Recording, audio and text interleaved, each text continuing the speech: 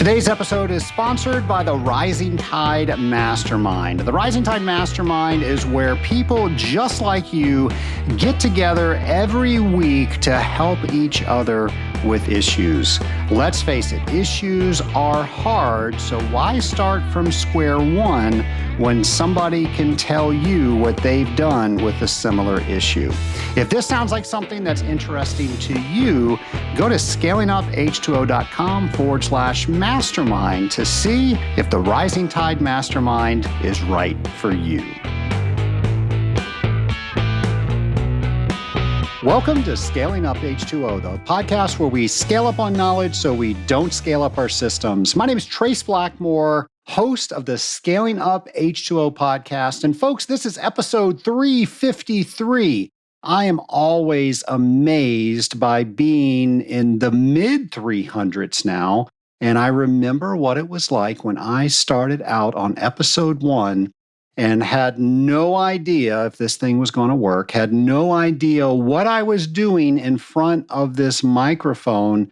And I have a microphone stand, so I wasn't lifting the microphone. But folks, let me tell you, that microphone should have weighed 5,000 pounds. It was one of the hardest things that I ever did. And I'm sure glad I got over that, because I cannot think of anything I look forward to more than coming to you each and every week with this episode, with the next episode, with all the new episodes that we bring. I love doing this podcast. And not too many years before I started this podcast, I didn't even know what a podcast was. So all that to say, there is a passion inside you and you have not found it yet. I guarantee it. And there's things that I'm going to love doing 20 years from now, and I haven't even learned about those things yet. And how cool is that? Life just has a way of giving you new pleasures. You just need to be open for them. So be sure to keep your eyes open. Be sure to keep your ears open. What's the next thing that you are going to do that you are absolutely going to love? One of the things I love is being in the water treatment industry. I was so fortunate. My father introduced me into this industry. And because of that, I have never been bored a day in my life in this industry. So how fortunate are all of us within the Scaling Up Nation that we are in the best job in the world. And I just love that I get to host the podcast that serves the best job in the world. Well, some of the things that I look forward to each and every year is seeing so many of you at some of the events that we might collectively be at. And one of the things that I get told time and time again when we do meet in person is how much people enjoy us letting them know, you know, what is going on in the future. Because let's face it, there's a lot going on. We are busy working day to day, job by job, customer to customer, returning phone call to phone call, all of those things. It is very difficult to keep up with what is happening in our industry. So we make that easy for you. Our team makes that easy for you. And here's something that's coming up just next week, and I'm so excited about this. This is the Frisco, Texas version of the AWT Technical Training Seminar. Yes, we're going to be in Frisco, Texas. I will be in Frisco, Texas. That's going to be March 6th through 9th. And I hope to see you there. I get the privilege of teaching the sales training. I do some courses in fundamentals and applications. I do my math course. And a lot of times I get the honor of filling in when somebody is not able to make it. So I guarantee if you are at this training, you will have me as an instructor. But don't just sit in the audience. Come up, introduce yourself to me.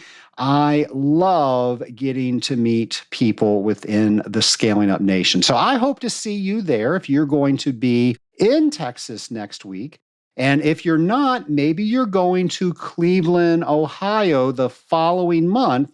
And that's going to be April 17th through 20th. And I'm going to be teaching the exact same things there. So I will see you if you are in the audience. And of course, if you want more information about these, we're going to have that on scalinguph2o.com. Go over to our events page, and we will have everything you need to know and links on how to know even more. Also, coming up is World Water Day, and World Water Day is taking place on March 22nd. And something we do each and every World Water Day, or within the week that falls, is we talk about World Vision's Global 6K. And this is the goal to end the water crisis within our lifetime. So we are going to be talking about the Global 6K when we are in World Water Day. Now, if you want to learn more about the Global 6K, that is scalinguph2o.com/6K. Why is it a 6K instead of a 5K? Because the average person that does not have access to clean, accessible drinking water has to walk 6 kilometers in order to get that water. That means they're not in school. That means they're not doing other things. And unfortunately, really horrible things can happen while they're walking to and from getting water. So by bringing water to their communities, it just opens up so many opportunities for individuals all over the world. And Team World Vision is just a great organization, but we're going to talk about that more once we are at World Water Day, March 22nd. But if you do want to put on your calendars, May 18th is when we are all doing the Global 6K. And I hope you join Team Scaling Up Nation, because that is where we all come together, share pictures, and we do a Global 6K wherever you are in the world. We're coming together as the Scaling Up Nation to hopefully end the world water crisis.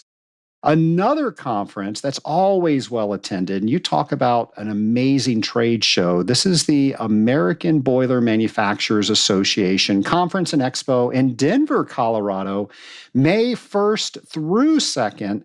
Of course, our friends from Ware Boiler will be there. They are some of the most fun people, and they have an amazing exhibit booth. So if you're there, by all means, check out what they bring to the exhibit hall. And Richie's always great for t-shirts. So he's got some amazing t-shirts there. And folks, if you have not heard Richie Ware and Steve Taylor of Ware Boilers, that was a fun episode. That was episode 318. And that, of course, is who I was just referring to. So by all means, go over to episode 318 and you can see how much fun you will have if you see them at a trade show. Also, coming in Beijing, China, May 27th through 31st, the 15th International Conference on Hydroinformatics is taking place. So we're going to have all the information you want to know about this conference and everything else we mentioned. Heck, we're going to have things we didn't even mention, because we have the entire year up there on the events page. How do you get there? You go to scalinguph2o.com/events, or you can just navigate over to the events page once you get to our webpage, and you will see we have a complete calendar. We can even assist you with putting things in your calendar by simply clicking. It will then download a file to you to put everything into your calendar so you can plan the entire year, and there'll even be links that open up how you can register. The staff here at Scaling Up H2O is amazing, and they're making it easy for you to continue your service day and drive properly with hands on 10 and 2 or 9 and 3 or however they're teaching that now. I just taught my son to drive last year, and I know I was taught at 10 and 2. It does not say that anymore. It says the hand position is supposed to be 9 and 3. I'm sure it will change again in our lifetime. But anyway, now you know. I just updated what the manual said to you. I don't know why they change it. I'm trying to remember where I actually keep my hands on the steering wheel. I'm a very safe driver. So I will pay attention to that. And maybe I'll report that to you when you're at the AWT next week. But with that, I want to introduce our next guest. We're going to talk a little bit about the AWT. We're going to talk a lot about boilers. I know you are going to love this interview. My lab partner today is Barry Higgins of AquaChem. Barry, so excited to have you as my lab partner today. How are you? Very good, Trace. Excited to be here. It's been listening to you every week in my car, driving around, and now to be here talking to you, it's a complete honor on my half. Well, it is my honor, and we're going to talk about some things in this show, but something I do want to point out is your accent is a little different from my accent. You are from Ireland. I am. I'm from Ireland, yep. And I want you to know that when you put in your Rising Tide Mastermind application, I was actually in Ireland, but we didn't know each other at the time. I could have done an in-person interview with you had I known that. I know, it's crazy because I think you were only back when you contacted me then and we had this initial discussion, and it was like crazy because you were like, I was in Dublin, I was in Cork, I was in Dingle. I was like, how mad is that? Like... I have to say, Ireland was one of my favorite trips. We did Scotland a couple years before, so we could see kind of over the water where we were going to be a couple years later. But oh my gosh, the people there were so genuinely nice and just so green, so beautiful. We went all over. We did like a 360 from Dublin. We went down, up, and then back down, and then flew out over about a 2-week period. But just so many incredible things there. I am so envious you get to live there. But you probably, because you're living there, you probably don't appreciate it as much as really you see these things every day. You're driving from account to account and you go, oh, that's a lovely mountain, that's a lovely sea. But you're probably not really kind of registering with you going, wow, this is beautiful, this is spectacular. I need to kind of take it in a bit more myself. Well, we're going to talk about all things water treatment today, specifically with the boiler. But before we get there, I would love it if you could introduce yourself to the Scaling Up Nation. Who is Barry? Hi, Scaling Up Nation. Barry Higgins here. I live in Ireland, as we kind of discovered earlier. I'm married to Jennifer, my wife. She kind of gives up all the sacrifices to make sure that I can be on the roads and be at home and do her own job as well. And I have 2 boys, Finn and Satanta. Finn is 11 and Satanta's 10. I'm a coach with their soccer team. I'm a coach with their Gaelic football team, which is a kind of a mix. It's a unique thing in Ireland. It's a mix. It's a round ball, but it's a mix between rugby and soccer. So you can pick up the ball and kick over the bar for a point, or you can kick into net for a goal. And it's very unique. We have it in Ireland, and it's one of these kind of, you have to be here to see it. Well, as a child, middle school, and a little bit in high school, I played soccer, and some friends invited me to a rugby game. Oh my gosh, that is so different than soccer, and I really got bruised up. Very different game. So I wanted to talk a little bit. So you and I have been meeting over Zoom on the mastermind calls for about 2 years now. And we had the pleasure to meet each other in person at the recent Association of Water Technologies conference in Grand Rapids. So I want to talk about that before we got started about boilers. I'm curious, why did you feel that it was worth traveling all the way to Ireland to Grand Rapids, which I can only imagine was not a direct flight? No, it's something that I wanted to do. I haven't actually never been to the AWT meetings before, and it's something that I want to experience myself firsthand. And myself and Robert, who works with me, 2 of us decided we would go and we'd try and kind of make the best of it for the week. So we kind of landed on the Tuesday. We flew into Chicago and then got the small plane up to Grand Rapids. And that was an adventure and a half going across the Michigan lakes. Talk about turbulence. I've never experienced turbulence like that before. It's like, hold on to your seat, says the pilot, and he really meant it. The plane is like, It was probably like priming in a boiler. It was like so rocking the whole way across. It was funny. And then we got there, and it's just kind of blew my mind. Being in Grand Rapids, I looked it up and I had kind of done a bit, but it was just kind of so kind of funky of a city. And then we got down to the conference, and the first person we met was Angela Pike.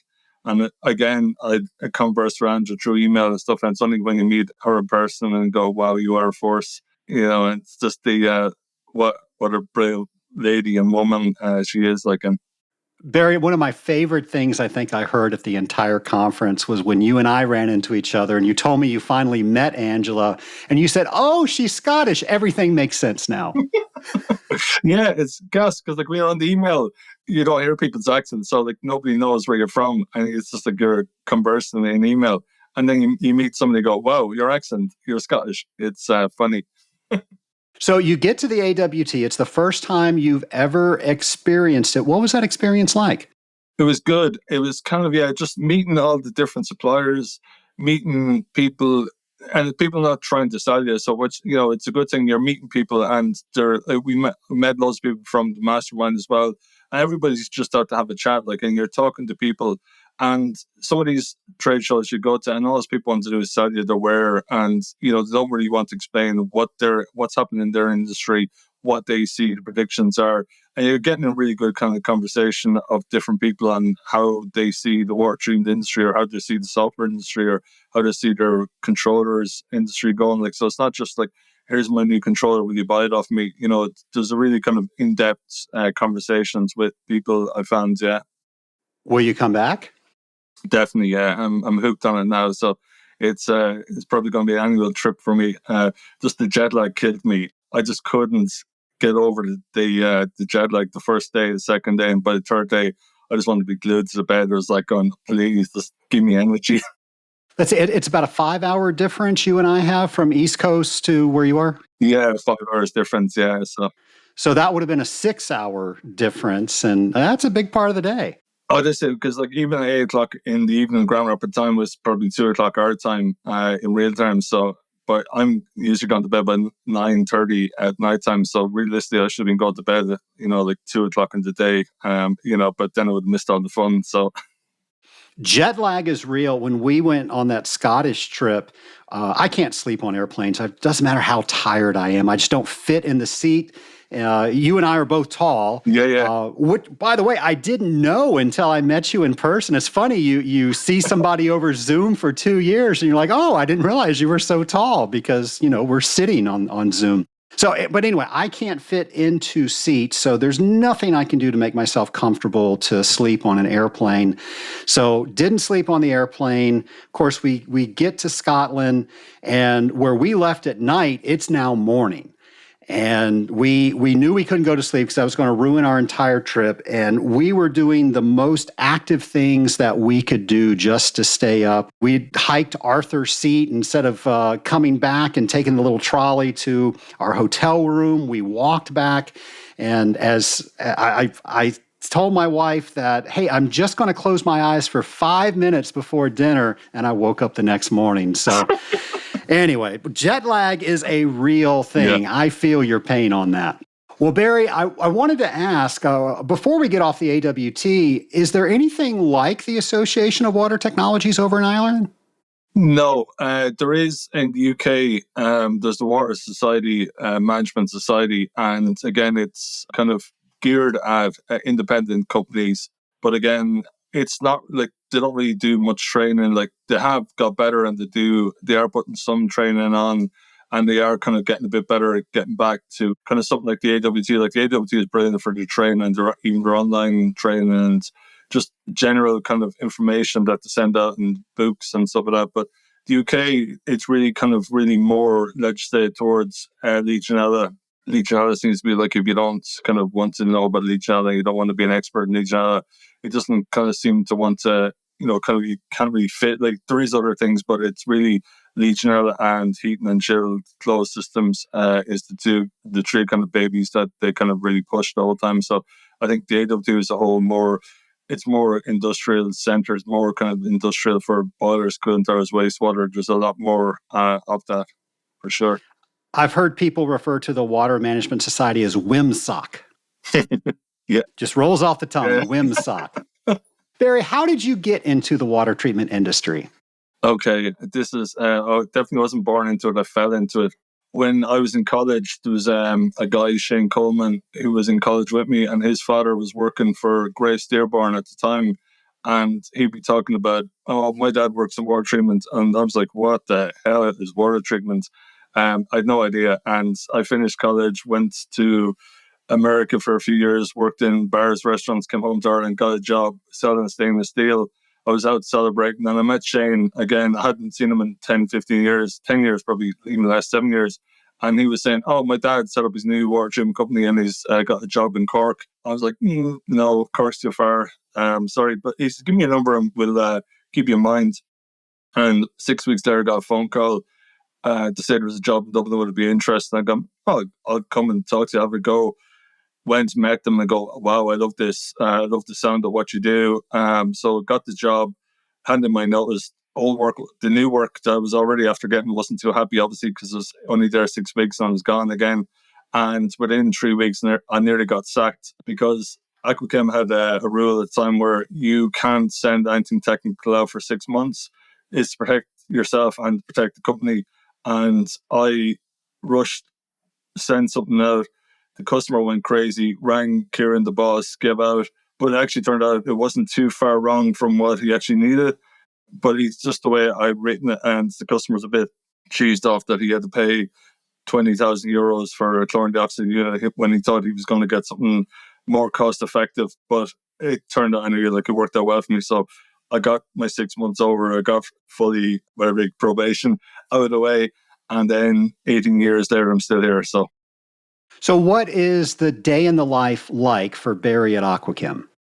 It varies. This is what I love about water treatment. Like, there's no 2 days the same. Like, one day you could be working on a tender for 20 euro. The next day you could be working on a tender for 100,000 euro. And in between then you could be doing servicing, you could be doing training, you could be out in the field, support. So there's no, like, that's what I love about the water treatment. Like, you, even traveling wise, you don't go to the same place every day.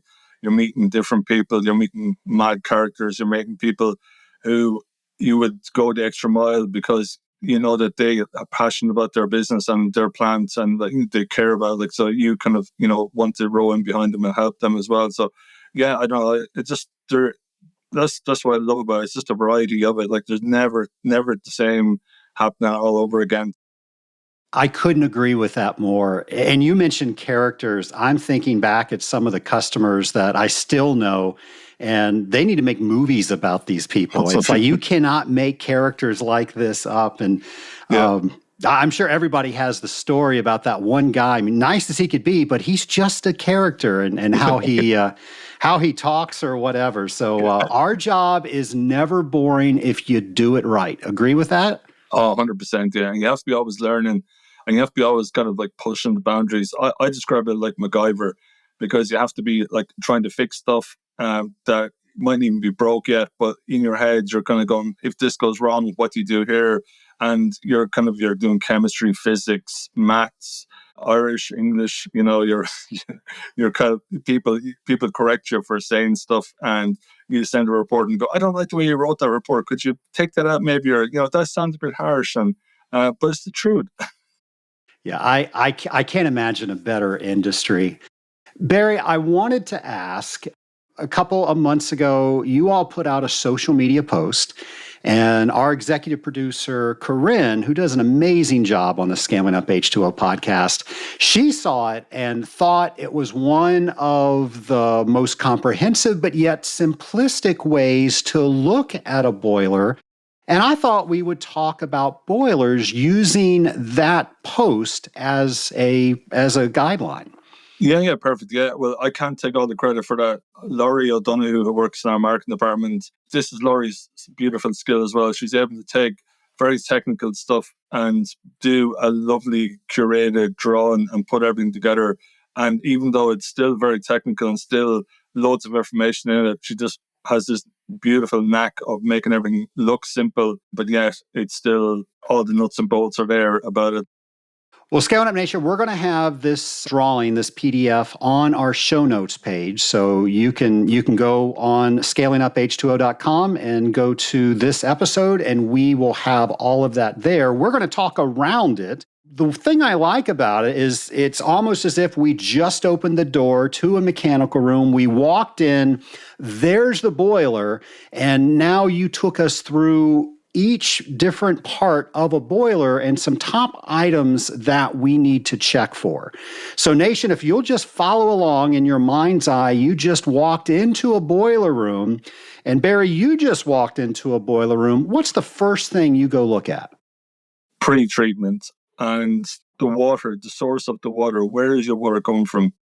So it's vital to know where your water is coming from. So if you're a new rep coming into a site, the first thing you want to do is analyze the water, find out river, city, town, rainwater, reused water. That's your critical starting points to know what's in the water first, and then everything else follows from that. Then your pre-treatment comes after that. But your critical is to find out the source of the water and any impurities, hardness, all that kind of good stuff. That would be your initial starting points. So if everything's fine, I'm assuming you would move on. Let's say you find something wrong with your pre-treatment. Let's say you find that the softener's not working. What would you do next? Being Barry, I would want to investigate, is there salt in it first? The obvious, check the obvious, is there power on it? Get the operator, ask them, have they noticed anything strange with numbers flashing up on the dial? Talk to the operators. They're usually a really good sounding board. They're the lads who are on the site most of the day. They'll see problems, so you talk to the operators, ask them, have they noticed anything? If they haven't, then do a quick check in through the menu to see if there's any diagnostics flashing up. If not, then it's service. When was the last service done? And then, like that, from there, it's probably a fact finding then what's actually causing it. A lot of us will go in, we'll just do a grab sample. Is it soft? Is it hard? We'll move on to the next test. My father taught me to do a composite sample where you've got a 5-gallon bucket and you just let the thing kind of drip over an entire shift, and then you go back and test for it. Do you ever do anything like that? Sometimes, yeah, they're rolled slowly and then take your sample. So I'm amazed that a lot of things that the generation previous to us taught us aren't being practiced as much as they once were. Same thing over in Ireland? Definitely the same. And even the way when I started first 18 years ago, nearly every boiler house had at least one dedicated boiler man. And some of them even had a boiler man that was there full time. And that was his job, taking water samples, doing analysis, tidying up and you could eat your dinner off the floors, they were that clean. And within, I'd say, about 4 or 5 years, they were all vanished. And even that skill is lost on most of the sites. There's people, they come in and their job is to maybe check salt, but they're not really a boiler house person in the old sense. Yeah, so there's definitely a skill that's been lost down through my generation even. Totally agree with that. And unfortunately, that's the same over here as well. I remember my dad taught me this industry. There were always people that were manning boiler rooms and mechanical rooms, and I can't remember the last time somebody had a dedicated job that's all they did. Normally, they've got 15 other things, and when they have time, then they might look at the boiler. Exactly, yeah. It's the unmanned problem. Then, this is, what they're saying. It's all regular, or it's all the boilers are so good now they don't need anybody to look after them. But of course they do. Stuff does go wrong. Hence, when it's not picked up, then it becomes a major problem. Well, after we look at the water quality with the pre-treatment, what next? I would always go into your feed water samples, and I would have a look at my feed water samples. I'm very tactile, so I want to kind of smell it. I want to feel it. I want to see what it looks like. I want to look for clues before I even do any testing. I want to check my temperatures on my feed tank. I want to see, is the deaerator working? If there is a deaerator, I want to check, use my ears for noise. I want to see if there's any pumps making crazy noises when I'm taking my samples, and then do my test. Look for trends. Again, anything out of spec, anything crazy going to throw out of kilter if the alkalinities in the ratio, chloride's crazy. Just general kind of observation yet. I love you're using all your senses. I'm curious, what smell stories do you have for us? In boilers, more so in the actual boiler itself, when you know there's a gas or there's ammonia or there's some kind of I have a brilliant sense of smell. I can smell chlorine a mile away. I can smell stuff that other people go, there's no smell. I go, there definitely is a smell. So I know why I can sense gases. I can smell that kind of I can get a trigger and go, whoa, there's definitely something not right with that. And even the feel, like I can, when I'm doing a boiler sample, I would more feel it first. Take off my gloves, feel it, see how silky it is, feel it, like how rough it is. So you know, like it's just hardness. If there's a really high, like a anti-gal, you just know the kind of the feel coming off the sample.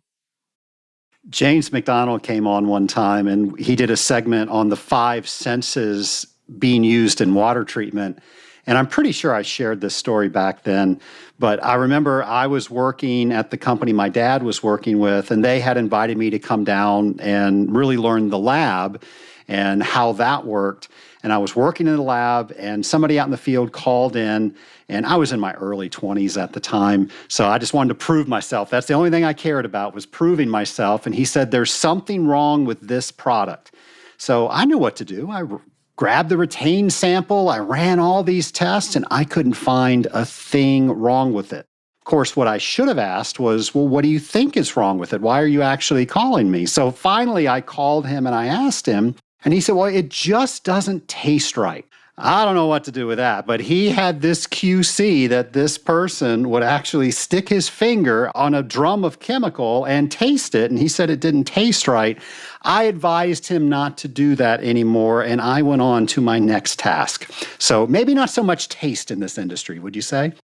Yeah, I don't think so, no. But I actually have seen a guy when he was doing a boiler descaling with the ascorbic acid and like that tasting it. I'm like, whoa, what are you doing? Like, no. That's just no, don't do that.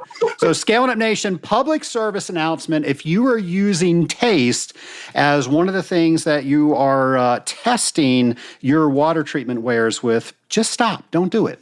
Please. All right, where do you go next, Barry? I would look for my condensate sample, and then I would be checking to make sure your pHs, your conductivities, iron, copper, chlorides as well. And again, general smell, general look, looking for bits of grit that come out in the sample. Again, using your eyes, making sure that there's no lugs of air coming with the sample. So it's kind of, again, really kind of using all your senses to make sure that you're taking everything in when you are taking a sample.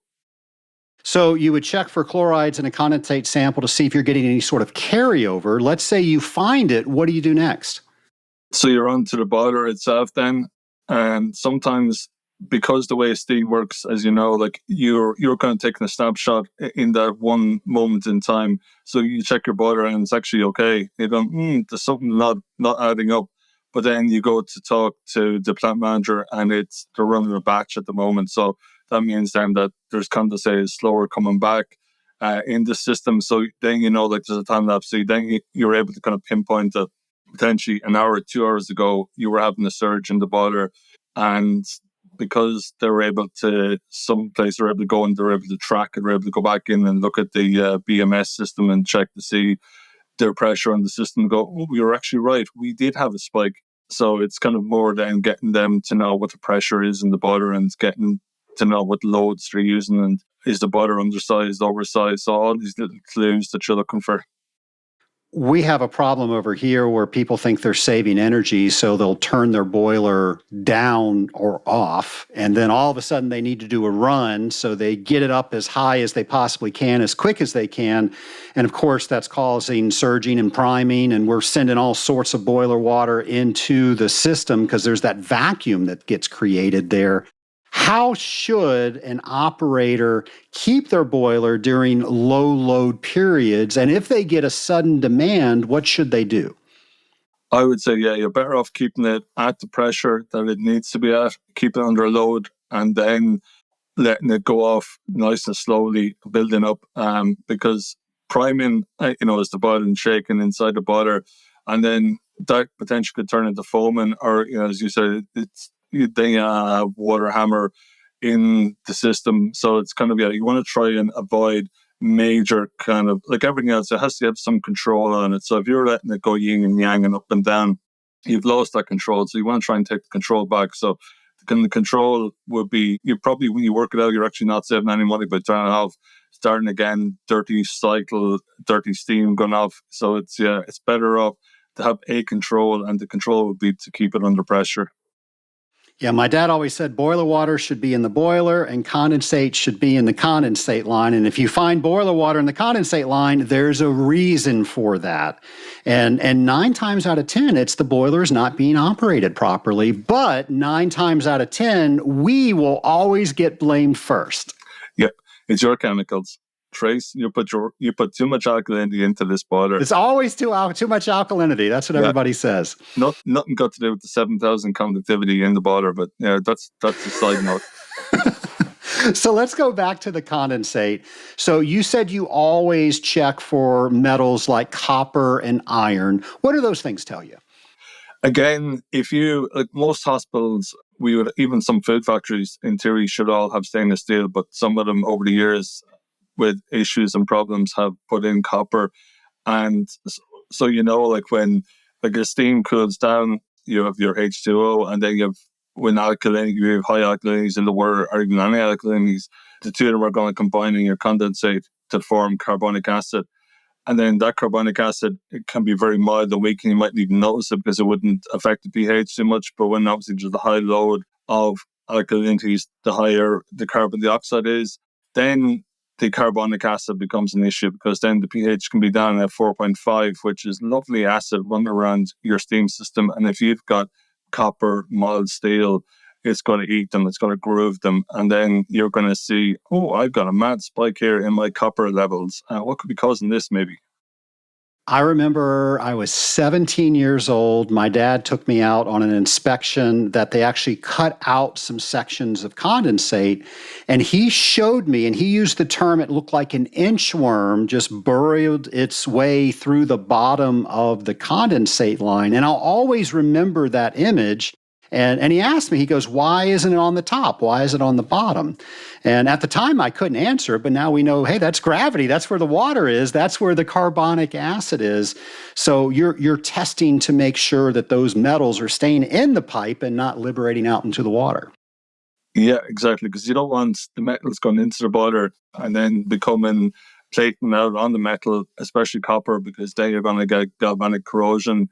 It's bad enough getting pit and corrosion inside the boiler. You don't want to be adding another lovely set of cathodes and anodes, having a lovely little party for themselves and a corrosion party. You want to try and avoid all them corrosion parties if you can.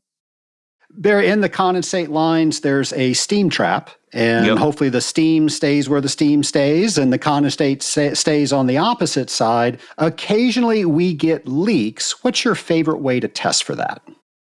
On the steam traps, I'm always mad into pushing people to do maintenance on their steam traps at least once a year, having them checked.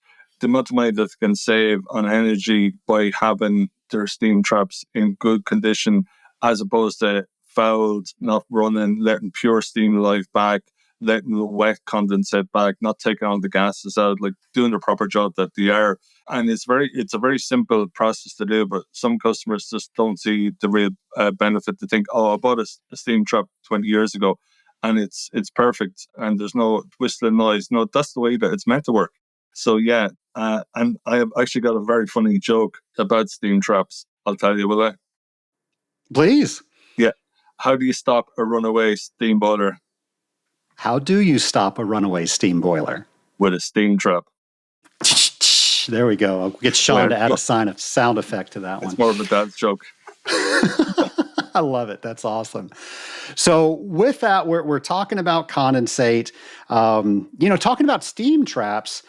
I remember I got a ladder out to check something, and somebody said, why are you doing that? I was like, well, there's no other way to check it. It's way up there. And they said, yeah, you've got a thermometer with an infrared laser on there. Just shoot it up there. And they're fairly accurate, but if you've got way different temperatures, normally that steam trap is working. If it's the same on both sides, it's not working. No, as I say, and most of them are clad, so it's very hard even when you're using them infrared thermometers as well, because it just bounces off the cladding, and you're not going to get a true reading as well. So sometimes it's very hard to actually read them.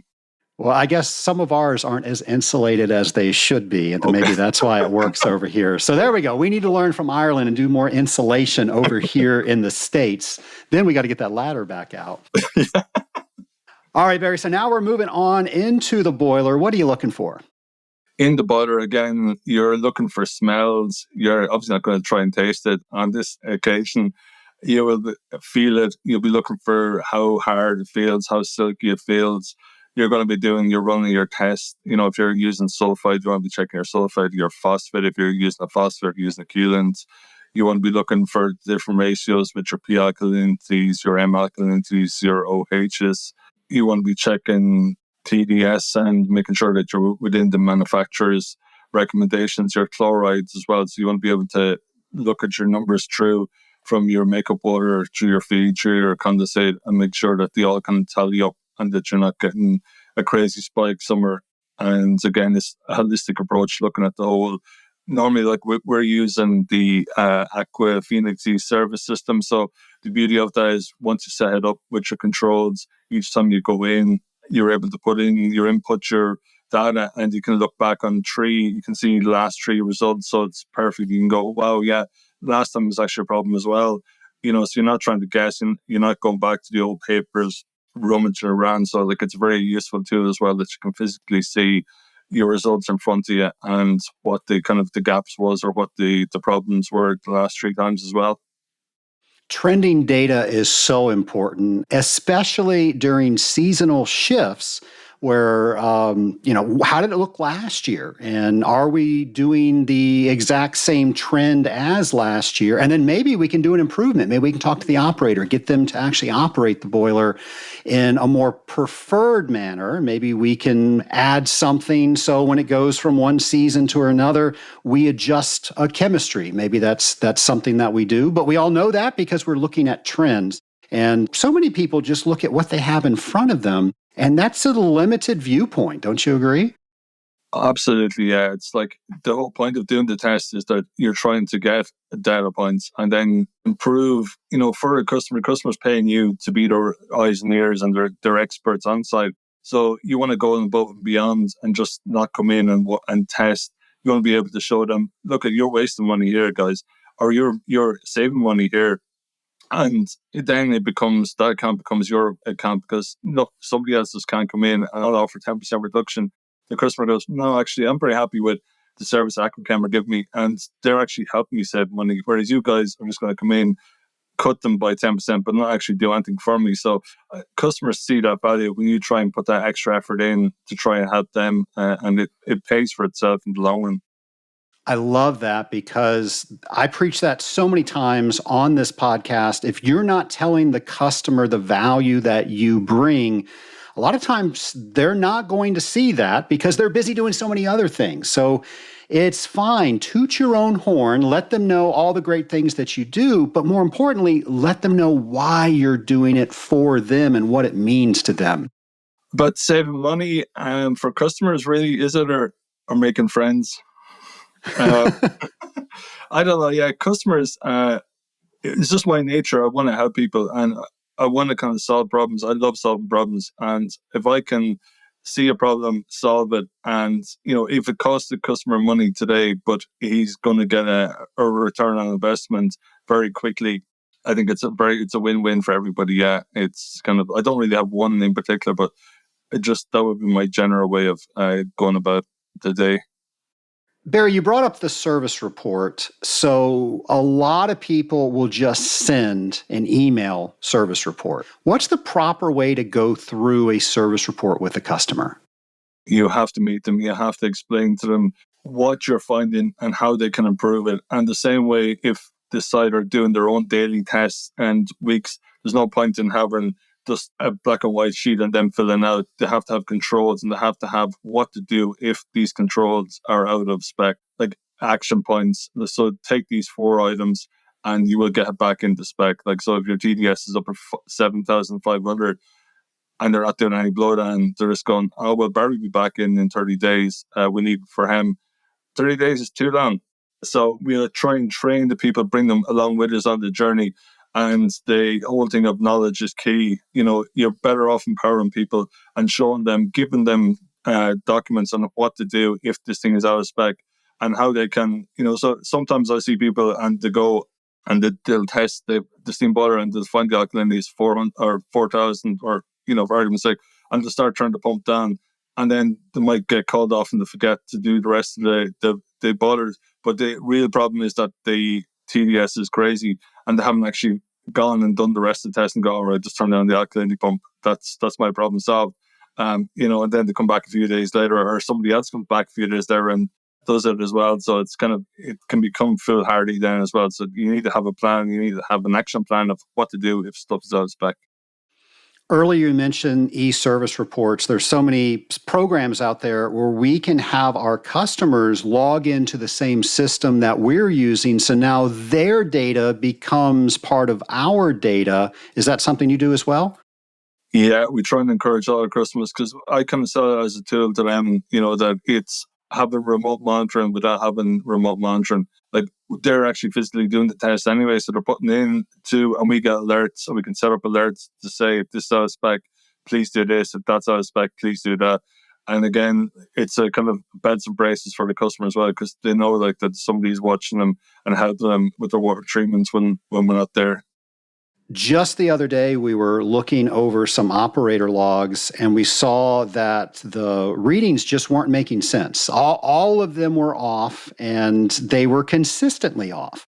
And we were like, okay, something's going on here. Well, there was a new person that they say, hey, you got some extra time. You go figure out how to run those boiler tests. And he was not running them properly. So that allowed us to come in, show value, actually show everybody how to run the test. And something we've done as a company, because we can't be everywhere we want to when the customer needs us there, is we've done videos. So we gave them access to all the videos that we've done. So now in their training program, they can see yours truly actually run some of the test on videos. And as soon as we did that, we now started seeing the right numbers on there. We wouldn't have known that if we weren't getting them to put that data in there. And like you said, it would have been 30 days and we would have had so many more problems to deal with in 30 days. Well, I think, you hit the nail on the head about giving people training, because it dilutes the message. I think, if you give an operator a trainer on site, in theory, they have learned something from you, but they haven't learned all your experience. So, it's wrong for them to think that they can just pull it off on somebody else and give them 20 minutes training and say, here you go, blah, blah, blah, do your testing now. Whereas it makes more sense for the water treatment people who have been doing this for years to go in and explain to the person the nuts and bolts of why they're doing this and how to do it properly. It pays back, because I've seen this over the years. It just gets lost in translation and dilute them, because some people have so bad habits. Just quick holding the dropper upside down, holding it wrong. I've seen people with the lid still on it and squeezing it. Doesn't work with the lid on it. You save on reagent that way, but it doesn't do very well in the test. No. Barry, I will say, so this was the newest person in that entire facility, and he now learned more about the test that he was running, and more importantly, the why. He is now in charge of all that testing, and he's actually training other people to do that, or that's what his boss said that they want him to do, because he got training, probably more training than the other people got, because they assumed that they had it and they turned us down for years. So I felt like we made a good connection to a young engineer, and as we all know, engineers like to go other places, and hopefully when he's the engineer to 15 buildings, he's going to take us with him. Happy days. Yeah, no, it's all about training. It's all about treating people right and giving them the right tools, because there is people that are very smart, and you find that with cooling towers, and people just really get involved in them because it's a legal requirement. Steam boilers, it's not so much illegal, even though it is legally requirements. People sometimes don't love them as much as they would a cooling tower, I definitely find. I am envious because we do have some laws around boilers, but nothing as you have over in Ireland. We pretty much just have to have them inspected on an annual basis, and the hopes that nothing happens in between. What are some of the laws that you're speaking of in Ireland? Again, they're more regulated to the UK than the Ireland. We kind of semi-adopt them, but we don't fully take them on. In the UK, you have to do a risk assessment on your steam boiler. Again, everybody who works on the steam boiler has to have training by the British standard guidelines. And one of the stipulations is that they cannot train another operator on that site. It has to come from a water treatment or a professional body to train them. There's loads of British standard guidelines on how to run a steam boiler, how you have to do your insurance low alarm check once a week. And you have to bring it down to the very low level alarm and make sure that all your alarms are working. So there's a lot more kind of robust regulation about them in the UK. And in Ireland, we kind of semi-adopt some of the stuff, but because it's not in law here, you try and encourage customers to take up as much as they can. But because it's not a legal requirement, it can be sometimes a bit of a stumbling block to try and get them to do it. They know it's there and they know it's best practice, and they kind of go, we will get to some of it. But, there is some uptake in it, but it wouldn't be a legal requirement to do everything. Let me ask, is it a legal requirement to have a sample cooler on all your boilers? As a health and safety, it definitely is. But again, we have a few customers who view it as a luxury and expect people to take a sample from a 10 bar pressure unit coming out with their bare hands. And you go, no, I'm sorry, we will not. And they go, but the other water treatment company did it. Good for them. But unfortunately, we will not. It's, A, it's not safe, and B, it's definitely not. It hurts. Bottom line, it hurts. Put a sample cooler on there. Yeah. Barry, we're talking about the boiler. How do you look at sampling whether the boiler is a water tube or a fire tube? Okay, yeah. So you would look at them completely different. We're mostly water tubes in Ireland.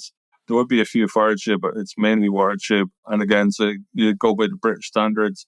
You go by your sulfite levels, your phosphate levels, your kind of general tannins, that kind of range on them.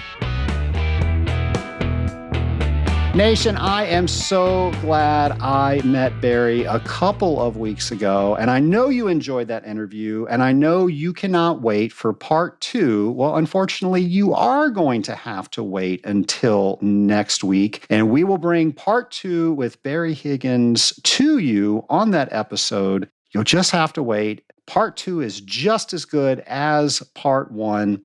And I have to say, I love being able to talk boilers with people and to just say, hey, this is what's going on, or what do you do if this happens, and somebody can answer you. That is a water treatment nerd's favorite conversation. So we're going to have a lot more boiler nerdity next week. But until next week, I know you cannot wait another week until we hear from James McDonald. So here's a brand new Drop by Drop with James.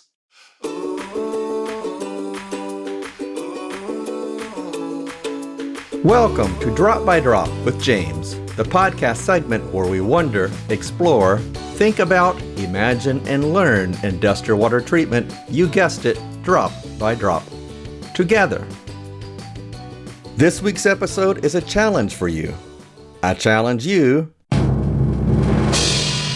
to focus on cleaning up your customers' water treatment areas for the next week. Practicing safety first, wipe down those controllers, dosing pumps, tops of softeners, membrane housings, testing areas, and so forth. Throw away any garbage. Remove extra buckets and drums. These items are often the first thing an end user sees when they check out your areas of responsibility. You certainly want that impression to be a positive one. Also, you never know when it could be used to sell against you as a picture in your competitor's presentation or even posted on social media. Take pride, clean it up, and be safe. I'm James McDonald, and I want to encourage you to be like water by forming bonds with those around you, dissolving new knowledge, and making worthy ripples, drop by drop. As always, thank you, James, and thank you, Scaling Up Nation, for listening. As I said, we're going to have part 2 of Barry next week. And of course, next week, I hope to see so many of you in Frisco, Texas for the Association of Water Technologies technical training. If you're there, please come up and say hi. And if you're considering going, I am going to try to push you over that line that you were trying to figure out and say, if you are in the same type of water treatment that I am, and you have the opportunity to go, you should say yes, because it is amazing all the information that you will get in a week. Now, maybe you're thinking, I've already checked that box. Maybe even got the t-shirt. I was giving out t-shirts one year. Maybe you have a Scaling Up H2O t-shirt. Well, folks, I have to tell you, I have been going to these things for well over a decade. I learn something new each and every time I am there, because the amazing people that teach there are just a wealth of knowledge. And it's just amazing to listen and learn with all the things that they've experienced. And as they experience new things, they are changing what they are teaching, enhancing it each and every year. So if you've already been, you have only tasted a small amount. I like to say it's like drinking from a fire hose. You got some water, but there's plenty of water left to go back and drink. I am inviting you to drink from that hose once again. Nation, if you are traveling to Texas, have a safe trip. And of course, be safe wherever you are. I will have another episode for you next week where we're going to continue with our interview with Barry Higgins. Have a great week, folks.